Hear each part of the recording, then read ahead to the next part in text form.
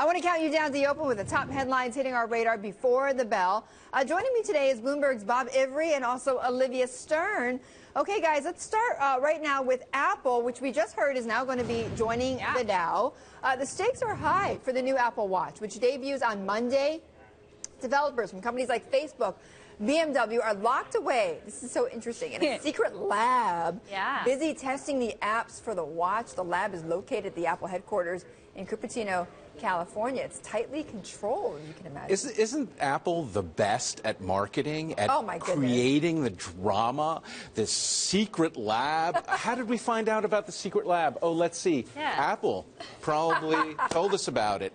30 million of these watches are supposed to be sold in the first year, so take a lesson from this terrific marketing campaign. I suppose, but it is the first new product launch. You're going to get one? You're with Bob? I'm with Bob on this. It's the first new product launch for Apple since 2010. You say they're going to sell 30 million over the course of the next year. That's what I heard. Could it get anywhere near the iPhone? 75 million iPhones were sold in the fourth quarter of last year. Doesn't have to? Speaking about great marketing, every time there's a new iPhone that's rolled out, somebody loses it in a bar. Some loses a prototype in a bar. There's yet to be lost. And then we talk about it. No, but you're right. They've turned these product launches into concert events. It's impressive. Yeah. Okay, speaking of Apple, number 7, new reports this morning of fraud involving Apple Pay. Criminals have been typing stolen credit card numbers into the mobile payment system and then trying to make their purchases. That's prompting banks to now require users to call them before they activate credit card accounts to use Apple Pay. Okay, a couple of things. First of all, I have to admit I'm a big fan of Apple Pay. I use it almost every single day in a yellow cab.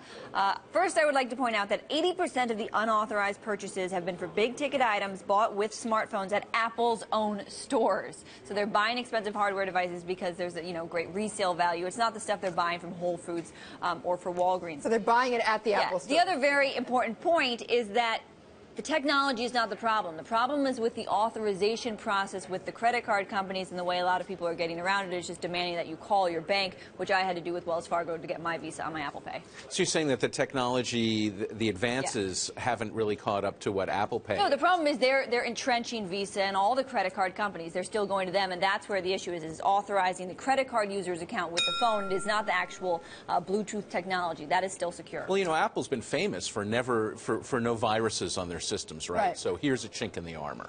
It is. Okay, number 6, guys. Could the use of self-driving cars save lives? According to a McKinsey report, the widespread use of self-driving cars, can you believe this, guys, could reduce accidents by 90% and prevent, and this would be wonderful, prevent thousands of deaths. Plus, it could save $190 billion in damages and health care costs. I know that driverless cars will likely reduce traffic, but accidents, I don't know.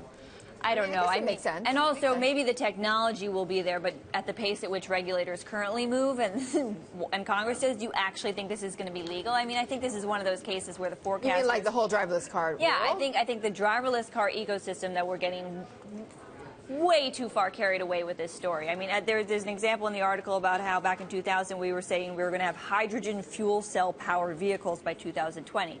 That's not going to happen. Well, we may still have those cars. But just not so quick, all right? Well, I'm the only one here who remembers the World's Fair of the 1930s, right? Yeah. Where they said, by 1965... Bob, you look so good. For 103. By 1965, we're going to have travel around in jetpacks and monorails. We're going to go from city to city. Listen, I love the idea. But you said you use yellow cabs, not jetpacks. That is true. No, I remember I used to watch Back to the Future and ask my dad when we were going to have flying cars. Yes, when? So maybe driverless flying cars. I don't know. That makes more sense. You think we're going to have driverless cars? I do. Okay, good. Let's All right. Well, it might not be in my lifetime, but.